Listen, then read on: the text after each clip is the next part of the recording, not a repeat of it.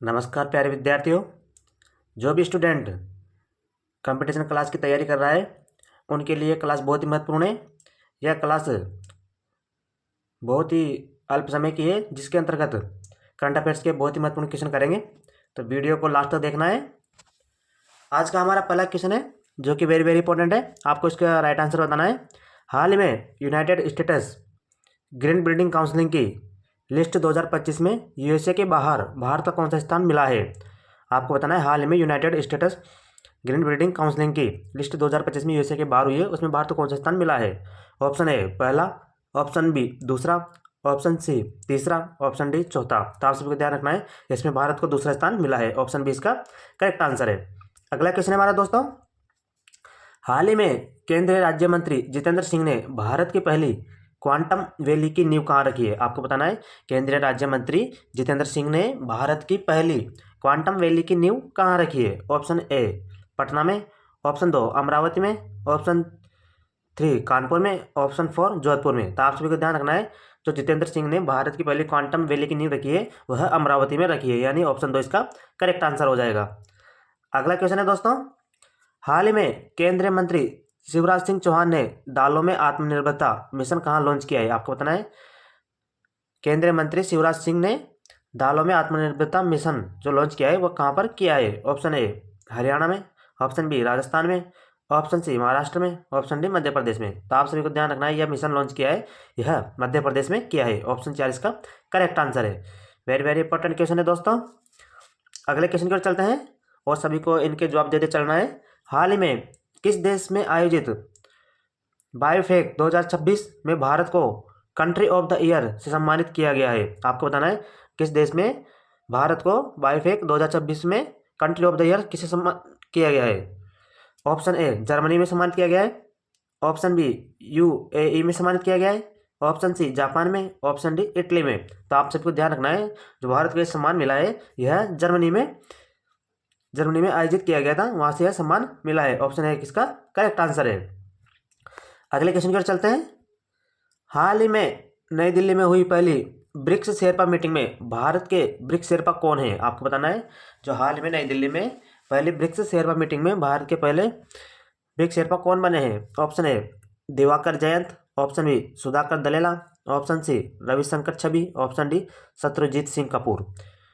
तो दोस्तों आपको इसका राइट आंसर बताना है और इसका राइट आंसर है दोस्तों ऑप्शन दो सुधाकर दलेला जो कि ब्रिक्स के शेरपा बने हैं। ऑप्शन दो इसका करेक्ट आंसर है। अगले क्वेश्चन की ओर चलते हैं। लोकसभा स्पीकर को हटाने का प्रावधान भारतीय संविधान के किस अनुच्छेद में है। आपको बताना है जो लोकसभा स्पीकर को हटाने का प्रावधान है अभी चर्चा में था, तो यह किस संविधान में संविधान के कौन से अनुच्छेद में है। अनुच्छेद 74C, ऑप्शन बी अनुच्छेद 84C, ऑप्शन सी अनुच्छेद 94C, ऑप्शन डी अनुच्छेद 104C। तो आप सबको ध्यान रखना है, जो लोकसभा स्पीकर को हटाने का प्रावधान है वह अनुच्छेद 94C में है। तो ऑप्शन 3 इसका करेक्ट आंसर है। अगले क्वेश्चन की ओर चलते हैं दोस्तों। STQC लैब ऑटोमेशन पोर्टल सत्ते का उद्घाटन किस मंत्रालय ने किया है। आपको बताना है STQC लैब ऑटोमेशन पोर्टल सत्ते का उद्घाटन किस मंत्रालय के द्वारा किया गया है। ऑप्शन एक कौशल विकास मंत्रालय, ऑप्शन दो सड़क परिवहन मंत्रालय, ऑप्शन थ्री इलेक्ट्रॉनिक्स और सूचना प्रौद्योगिकी मंत्रालय द्वारा, ऑप्शन चार ग्रामीण विकास मंत्रालय द्वारा। तो आप सभी को ध्यान रखना है, जो यह सत्ते का उद्घाटन किया गया है यह इलेक्ट्रॉनिक्स एवं सूचना प्रौद्योगिकी मंत्रालय के द्वारा किया गया है। ऑप्शन 3 इसका करेक्ट आंसर है। अगले क्वेश्चन की ओर चलते हैं। विश्वभूषण हरिचंदन की पुस्तकों का विमोचन कहाँ हुआ है। आपको बताना है विश्वभूषण हरिचंदन की पुस्तकों का विमोचन हुआ है वह कहाँ पर हुआ है। Option A Manipur, option B Assam, option C Paschim Bangal, option D Orissa. तो आप सभी को ध्यान रखना है, जो विश्वभूषण हरिचंदन की पुस्तकों का विमोचन हुआ है वह उड़ीसा में हुआ है। ऑप्शन 4 इसका करेक्ट आंसर है। अगले क्वेश्चन की ओर चलते हैं। जेली ऐप समुद्र 2.0 मोबाइल ऐप एवं शिवास अर्ली वार्निंग सिस्टम कहाँ लॉन्च किया गया है। आपको बताना है, जो ये तीनों सिस्टम लॉन्च हुए हैं वो कहाँ पर किए गए हैं। ऑप्शन एक हैदराबाद में, ऑप्शन दो पुणे में, ऑप्शन 3 बेंगलुरु में, ऑप्शन 4 कोलकाता में। तो आप सभी को ध्यान रखना है जो जेली हिप समुद्र 2.0 और Shivas early warning system launch किया गया है, यह हैदराबाद से किया गया है। ऑप्शन ए इसका करेक्ट आंसर है। अगले क्वेश्चन की ओर चलते हैं। हार्टविक कॉलेज के शोधकर्ताओं ने नवपाषाण युग के कंकालों की खोज कहाँ की है? आपको बताना है हार्टविक कॉलेज के जो शोधकर्ताओं ने नवपाषाण युग के कंकालों की खोज की गई है वह कहाँ पर की गई है? ऑप्शन 1 कर्नाटका में हुई है, ऑप्शन 2 तेलंगाना में, ऑप्शन 3 केरला में, ऑप्शन 4 तमिलनाडु में। तो आप सभी को ध्यान रखना है जो ये खोज हुई है यह कर्नाटका में हुई है। ऑप्शन 1 इसका करेक्ट आंसर है। अगले क्वेश्चन की ओर चलते हैं दोस्तों। 79वीं संतोष ट्रॉफी 2025-26 का खिताब किसने जीता है? आपको बताना है जो अभी संतोष ट्रॉफी संपन्न हुई है उसका खिताब किसने जीता है? ऑप्शन 1 केरल ने, ऑप्शन 2 पंजाब ने, ऑप्शन सी असम ने, ऑप्शन 4 सर्विसेज ने। तो आप सभी को ध्यान रखना है जो ये खिताब जीता है यह सर्विसेज के द्वारा जीता गया है। ऑप्शन 4 इसका करेक्ट आंसर है। अगले क्वेश्चन की ओर चलते हैं। थाईलैंड के पुनः प्रधानमंत्री के रूप में किसे नियुक्त किया गया है? आपको बताना है जो थाईलैंड के पुनः प्रधानमंत्री बने हैं उनका नाम क्या है? ऑप्शन ए पेंटोकटार्न सिनावात्रा, ऑप्शन 2 थोक्सिन सिनावात्रा, ऑप्शन 3 प्रयुक्त चान ओ चा, ऑप्शन 4 अनुतिन चानविराकुल। तो आप सभी को ध्यान रखना है जो थाईलैंड के पुनः प्रधानमंत्री नियुक्त किए गए उनका नाम है अनुतिन चानविराकुल। ऑप्शन 4 इसका करेक्ट आंसर है। अगले क्वेश्चन की ओर चलते हैं।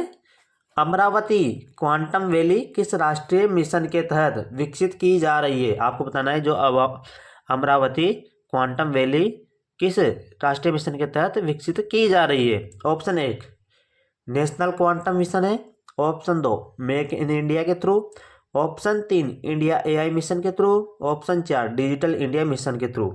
तो आप सभी को ध्यान रखना है जो अमरावती क्वांटम वैली जो राष्ट्रीय मिशन विकसित की जा रही है यह नेशनल क्वांटम मिशन के तहत विकसित की जा रही है, यानी ऑप्शन 1 इसका करेक्ट आंसर है। अगला क्वेश्चन है दोस्तों। भारत में राष्ट्रीय उत्पादकता दिवस कब मनाया जाता है? आपको बताना है जो भारत में राष्ट्रीय उत्पादकता दिवस मनाया जाता है वह कब मनाते हैं? ऑप्शन 1 10 फरवरी को, ऑप्शन 2 11 फरवरी को, ऑप्शन 3 12 फरवरी को, ऑप्शन 4 18 फरवरी को। तो दोस्तों आपको ध्यान रखना है वेरी वेरी इंपॉर्टेंट क्वेश्चन है। जो राष्ट्रीय उत्पादकता दिवस मनाया जाता है यह 12 फरवरी को मनाया जाता है, यानी ऑप्शन 3 इसका करेक्ट आंसर है। अगला क्वेश्चन है दोस्तों आज का हमारा। केरल की पहली पूर्णतः दृष्टिबाधित महिला जज कौन बनी है? आपको बताना है जो केरल की पूर्णतः दृष्टिबाधित महिला जज बनी है उसका नाम क्या है?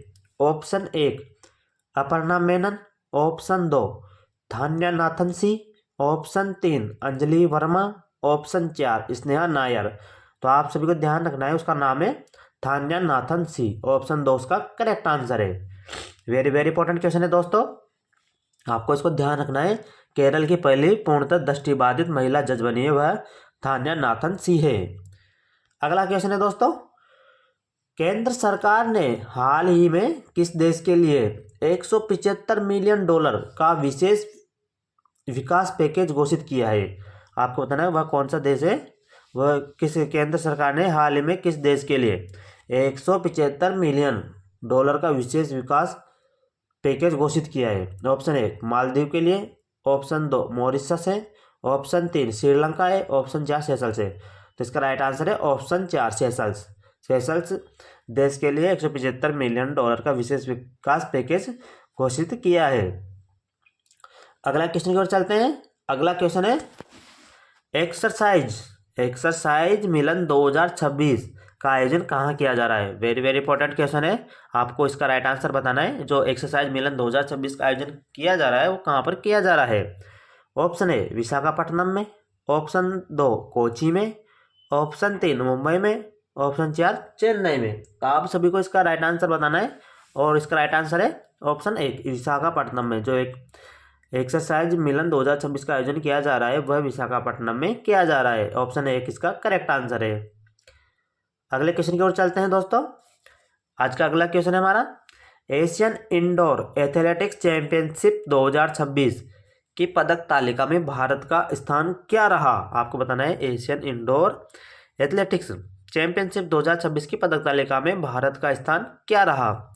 ऑप्शन 1 चौथा, ऑप्शन 2 पाँचवा, ऑप्शन 3 छठा, ऑप्शन 4 सातवां। तो आप सभी को ध्यान रखना है, इसमें भारत का स्थान सातवां रहा है। ऑप्शन 4 इसका करेक्ट आंसर हो जाएगा। आज का हमारा अंतिम क्वेश्चन है, वेरी वेरी इंपॉर्टेंट है। और दोस्तों आपको हमारी वीडियो अच्छी लगी हो तो वीडियो को लाइक शेयर और हमारे चैनल को सब्सक्राइब जरूर करना है। Life law and literature reflection of a जज पुस्तक किसने लिखी। आपको बताना है इस पुस्तक के life law and literature reflection of a जज पुस्तक के लेखक कौन है। Option A justice L Victoria Gowri, option 2 justice V Irai Anbu, option D justice N Anand Venkatesh, option 4 justice R Mahadevan. तो आप सभी को ध्यान रखना है, जो ये पुस्तक लिखी है यह जस्टिस एन आनंद वेंकटस, यानी ऑप्शन 3 इसका करेक्ट आंसर हो जाएगा। जस्टिस एन आनंद वेंकटस के द्वारा इस पुस्तक को लिखी गई है। इसी के साथ दोस्तों हमारी क्लास यहीं समाप्त होती है। धन्यवाद।